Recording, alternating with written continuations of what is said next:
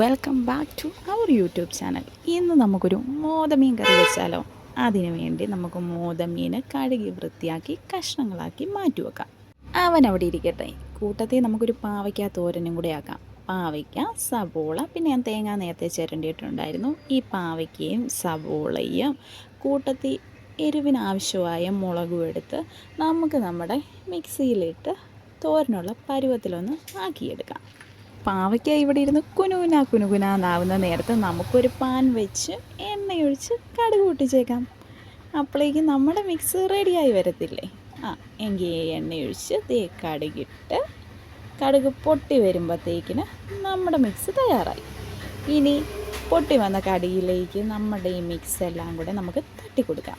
പിന്നെ മറക്കരുത്, തേങ്ങ ഇടണേ. അങ്ങനെ നമ്മൾ ചിരകി വെച്ചിട്ടുണ്ടായിരുന്ന തേങ്ങ എല്ലാം ഇതിലേക്കിട്ട് നമുക്കത് മിക്സ് ചെയ്യാം. നല്ല രീതിക്ക് മിക്സ് ചെയ്തിട്ട് ഉപ്പിടാം. ഉപ്പിട്ടില്ലെങ്കിൽ കഴിക്കും. ആദ്യമേ തന്നെ അതുകൊണ്ട് ഞാൻ പാവയ്ക്ക വെക്കാൻ നേരം ഉപ്പിടാറുണ്ട്.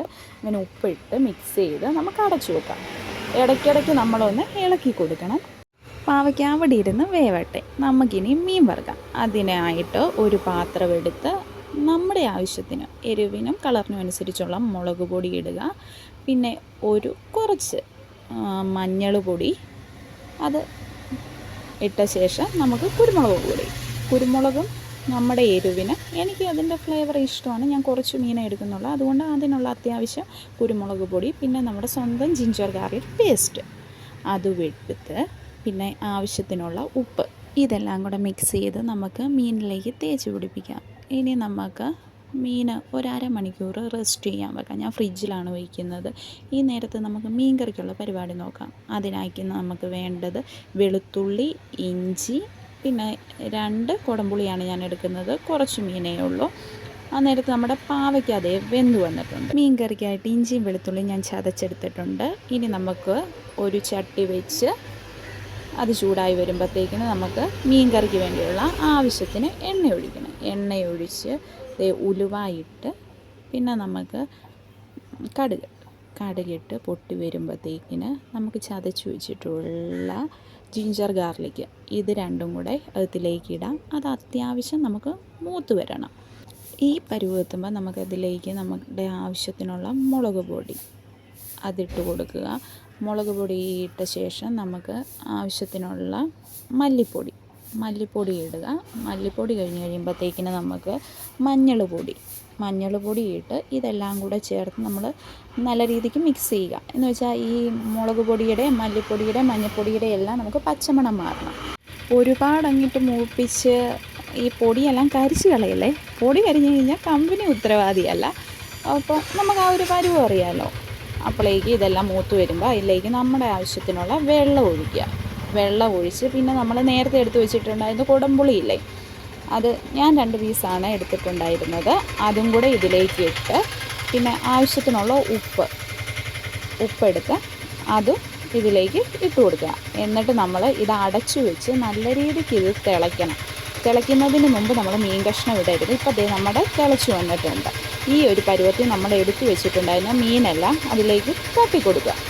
എൻ്റെ മീൻ കറിക്ക് ഇത്രയും കഷ്ണങ്ങളുടെ ആവശ്യം എന്തായാലും ഇല്ല. അതിൽ നിന്ന് 2 പീസ് നമുക്ക് വറക്കാനെടുക്കാം.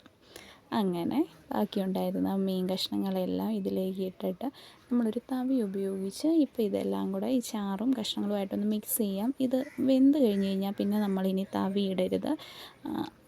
പിന്നീട് ചട്ടി ഒന്ന് ചെറിയ രീതിയിൽ നമ്മൾ ഇളക്കി കൊടുക്കുകയോ ചെയ്യാവുള്ളൂ. അങ്ങനെ നമുക്ക് അടച്ചു വെച്ച് മീൻ കറി വേവിക്കാൻ വെക്കാം. മീൻ കറി അങ്ങനെ ചാറൊക്കെ വറ്റി അത്യാവശ്യം കുറുകി വന്നിട്ടുണ്ട്. ഇനി പച്ച വെളിച്ചെണ്ണ ഒഴിച്ച് നമുക്ക് ഫ്ലെയിം ഓഫ് ചെയ്യാം. ഇനി നമുക്ക് മീൻ വറുക്കാം. അതിന് മുമ്പായിട്ട് നമുക്ക് 2 പപ്പടം വറുത്തിട്ട് ആ എണ്ണയിൽ മീൻ പൊരിച്ചാൽ പോരെ.